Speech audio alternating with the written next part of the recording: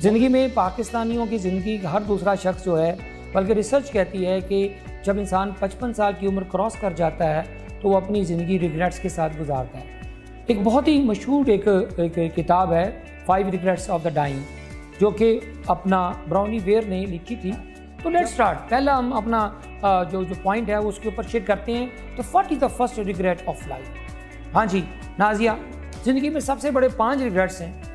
उसमें से पहला रिग्रेट्स क्या है, ब्राउनी वेयर क्या कहती है? आप में से किसी ने इस किताब को स्टडी किया है? ये दुनिया के ये यूनिवर्सल समझने के ट्रूथ्स की तरह रिग्रेट्स हैं। एक एहसास ज़िया है कि मेरी ज़िंदगी जो ना वो वैसी नहीं बताई जो कि मैंने ज़िंदगी बतानी थी।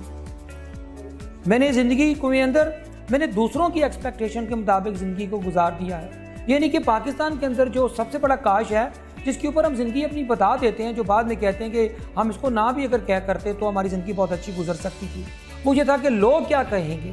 ये बहुत बड़ा एक ऐसा जुमला है कि हम सारी ज़िंदगी लोगों के ऊपर गुजार देते हैं और उनको प्लीज़ करने के चक्कर में जाते हैं। The biggest reason of stress, the biggest reason of anxiety, the biggest reason of depression is लोग क्या कहेंगे।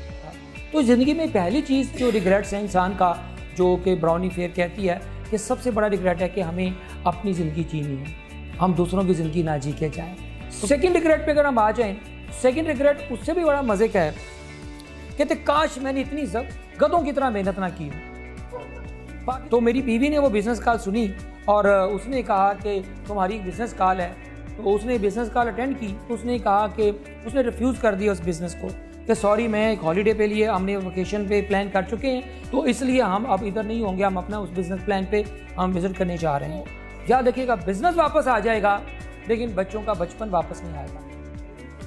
तो सेकंड जो एलिमेंट है रिग्रेट्स का, अगर आप अपनी ज़िंदगी के रिग्रेट से बचना चाहते हैं तो सीधी सी बात है जनाब कि आपको अपना काम के साथ अपनी ज़िंदगी को बैलेंस करना है। आपने बहुत ज़्यादा मेहनत कर ली और ज़िंदगी में आपने खूबसूरत लम्हे ज़ाया कर दिए, ज़िंदगी ना जी के गए तो क्या जीना।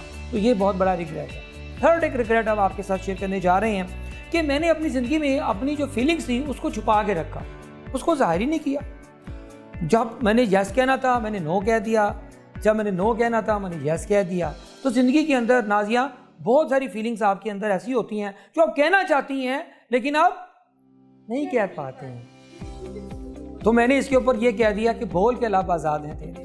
अगर आपने आज अपनी नहीं किया, साइकोलॉजी के अंदर एक बीमारी है उसको कहते हैं साइकोसोमेटिक डिजीज़, कि जो हमारे दिल के अंदर जो बातें होती हैं वो हमारी बेसिकली अगर हम उसको टाइम पे इजहार ना करें तो हमारी बॉडी की डिजीज़ में कन्वर्ट हो जाती हैं, जिसको हम ब्लड प्रेशर, शुगर, डायबिटीज़ और इस तरह की 100-150 बीमारियाँ आई हुई हैं। ये बेसिकली वो पेंट अप फीलिंग्स हैं, वो हमारे अंदर की इमोशंस हैं, वो हमारे अंदर की जज्बात हैं जो हम एक्सप्रेस नहीं कर पाते। तो दैट इज़ अ वे कि हाउ टू स्पीक ट्रूथ, ठीक है, keeping in view the self esteem of other person, that's important. चौथी चीज़ जी बहुत ही इंपॉर्टेंट, जो चौथा रिग्रेट है क्या जी, वो बड़ा इंपॉर्टेंट है कि काश मैंने अपने दोस्तों के साथ वक्त गुजारा होता।